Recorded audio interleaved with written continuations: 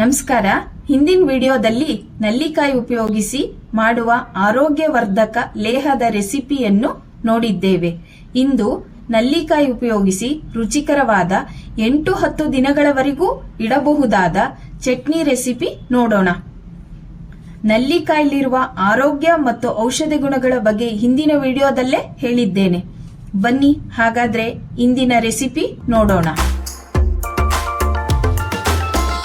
ನೋಡಿ, ಅದಕ್ಕೆ ಚಟ್ನಿಗೆ ಬೇಕಾಗುವಂತದ್ದು ಬೆಟ್ಟದ ನಲ್ಲಿಕಾಯಿ. 5 ನಲ್ಲಿಕಾಯಿ ತಗೊಂಡಿದ್ದೀನಿ. ಈ ಸೈಜ್ ಇಂದು 5 ನಲ್ಲಿಕಾಯಿ ತಗೊಂಡಿದ್ದೀನಿ. ಸ್ವಲ್ಪ ಚೆನ್ನಾಗಿ ಕೊತ್ತಂಬರಿ ಸೊಪ್ಪು ತಗೋಬೇಕು. ಇದಕ್ಕೆ ಕೊತ್ತಂಬರಿ ಸೊಪ್ಪು, ಖಾರಕ್ಕೆ ತಕ್ಕಷ್ಟು 6-7 ಮೆಣಸಿನಕಾಯಿ, ನೋಡಿ 3 ಕಡ್ಡಿ ಕರಿಬೇವು, 5 ಸ್ಪೂನ್ ತೆಂಗಿನ ತುರಿ, 2 ಸ್ಪೂನು ಎಳ್ಳು, ಬೆಲ್ಲ ನಾನು 1.5 ಸ್ಪೂನ್ ತಗೊಂಡಿದ್ದೀನಿ. ನಿಮ್ ರುಚಿಗೆ ತಕ್ಕಷ್ಟು ಬೆಲ್ಲ ಹಾಕೊಳ್ಳಿ.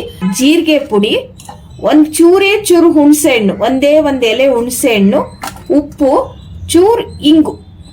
ನೋಡಿ, ನಲ್ಲಿಕಾಯಿನ ಅದನ್ನೇ ಹೀಗೆ ಹೆಚ್ಚಿಟ್ಕೊಂಡಿದೀನಿ. ನೋಡಿ, ಹೀಗೆ ಬೀಜ ತೆಗೆದು ಈಗ ನೀಟಾಗಿ ಹೆಚ್ಚಿಟ್ಕೊಳ್ಳಿ ಸಣ್ಣಕ್ಕೆ. ನೋಡಿ, ಗ್ಯಾಸ್ ಹಚ್ಕೊಳ್ಳಿ ಸ್ಟವ್ನ. ನೋಡಿ, ಎಳ್ಳು ಹಾಕ್ತಾ ಇದ್ದೀನಿ. ಇದನ್ನ ಒಂಚೂರು ಹುರ್ಕೊಳ್ಳಿ.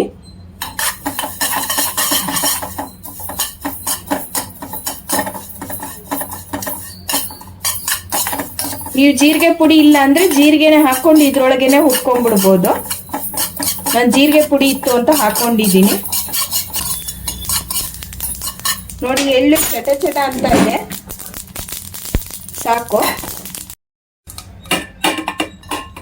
ಹಸಿಮೆಣಸಿನ್ಕಾಯಿ ಹಾಕ್ತಾ ಇದ್ದೀನಿ.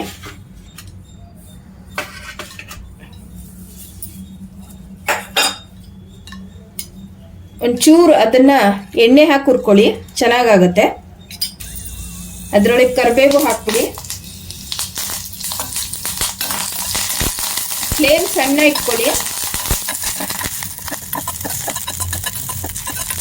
ನೋಡಿ, ಅದು ಕಲರ್ ಚೇಂಜ್ ಆಗ್ತಾ ಇದೆ.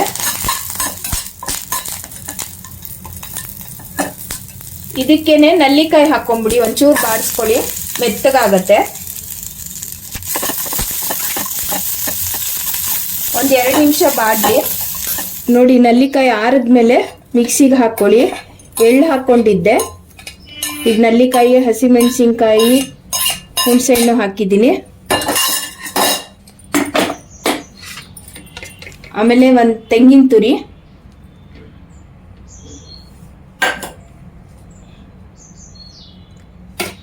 ಬೆಲ್ಲ, ಜೀರಿಗೆ ಪುಡಿ,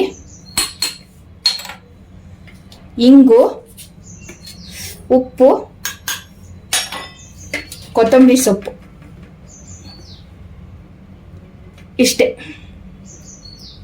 ಇಷ್ಟೇ ಮಿಕ್ಸಿ ಮಾಡ್ಕೋಬೇಕು. ಹಾಗೆ ಈ ಸೈಡಲ್ಲಿ ಒಂಚೂರು ಸಾಸಿವೆ ಒಗ್ಗರಣೆ ಹಾಕೊಂಡ್ಬಿಡಿ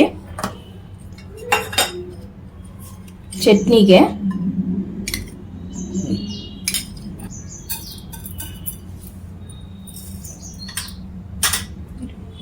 ಒಂಚೂರು ಅರಿಶಿನ ಹಾಕಿ, ಕಲರ್ ಚೆನ್ನಾಗಿ ಬರುತ್ತೆ.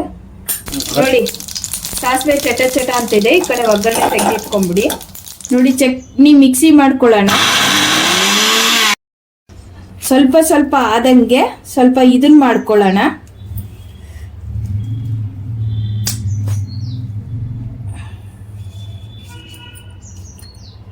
ಇದಕ್ಕೆ ನೀರ್ ಹಾಕಾಗಿಲ್ಲ. ಚುಚ್ಚೂರೆ ಮಾಡ್ಕೊಂಡು ಆಫ್ ಮಾಡ್ಕೊಳ್ಳಿ. ನೀರ್ ಹಾಕ್ಬೇಡಿ.